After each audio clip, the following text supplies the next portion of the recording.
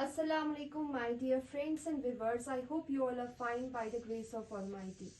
And today in this video, we will understand what is the difference between alphabet and alphabets. Mostly कभी students कहते हैं there are 26 alphabets in English language. जो कि बिल्कुल गलत है.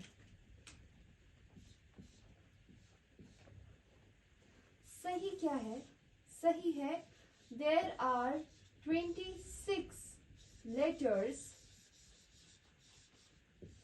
in English alphabet. In English alphabet. मतलब ये है कि अल्फाबेट का मतलब होता है लैंग्वेज. अल्फाबेट का मतलब होता है लैंग्वेज. और जब हम एक लैंग्वेज की बात करते हैं तो हम क्या यूज करते हैं? अल्फाबेट. लेकिन जब हम एक से ज्यादा लैंग्वेजेस की बात करते हैं तो हम यूज करते हैं alphabets. For example, I recognise English. I recognize English and Urdu alphabets. That means I'm talking about two languages. Okay? So, there is only one alphabet in English. So, there is only one alphabet in English.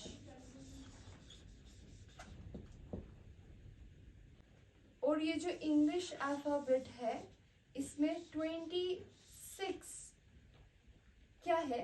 Letters है. 26 letters है.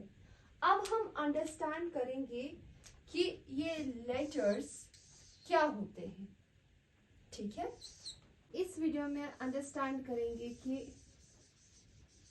Letters या letter और उसका difference किसके साथ? Alphabet के साथ. Alphabet तो हमने ऑलरेडी अंडरस्टैंड किया है. तो लेटर्स क्या होते हैं? Sign of a sound. Sound means आवाज. Sign means कोई भी निशान जिससे हमें पता चलता है ये कौन सी चीज है. फॉर एग्जाम्पल हमें ऑलरेडी पता है ये माइनस है, ये प्लस है. ठीक है, तो ये वाले साइंस की हम यहाँ पर बात नहीं कर रहे हैं, लेकिन हम लेटर्स की यहाँ पर बात कर रहे हैं. जैसे फॉर एग्जाम्पल ए, तो ये साउंड है और ये क्या है? साइन है. साउंड है ए और साइन ऐसे ए. ठीक है, बी ऐसे लिखते हैं, सी डी. तो ये साइंस है जिससे हमें पता चलेगा कि कौन सा लेटर कैसे लिखते हैं. और अल्फाबेट क्या होता है? A set of letters. A set of letters. जैसे अल्फाबेट है A B C D E. ये सारे जो लेटर्स हैं इनका जो पूरा ग्रुप है जी तक, उन सब को हम क्या कहते हैं? Set of letters. एक पूरा ग्रुप है किसका? लेटर्स का. और ये साइंस है इन्हीं लेटर्स के. Thank you.